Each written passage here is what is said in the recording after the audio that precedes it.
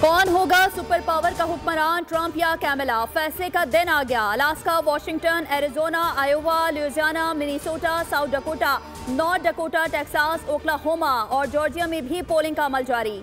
6 मुख्तलिफ time zones के बायस मुख्तलिफ अमरीकी रियासतों में पोलिंग का अख्तिताम अलग अलग औकात पर होगा। पांसा पलटने वाली 7 रियासतों में भी पोलिंग का अमल जारी। सदारती इलेक्शन में 24 करोड़ से जायद अफराद हक़ राय दही इस्तेमाल करेंगे। 2 करोड़ से जायद नए वोटर्स रजिस्टर्ड हुए। करोड़ों नौजवान सदर के इंतखाब के लिए पुरजोश। इलेक्शन में कामयाबी के लिए 270 इलेक्टोरल वोट्स दरकार।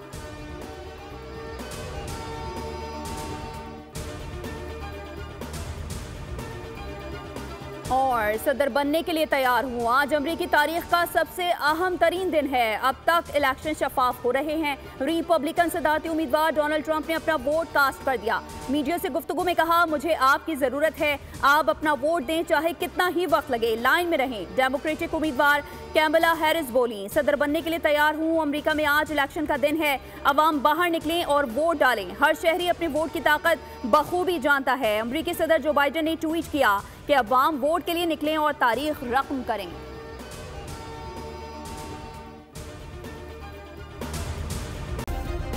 सब्सक्राइब करें और बेल दबाएं ताकि कोई खबर रह न जाए।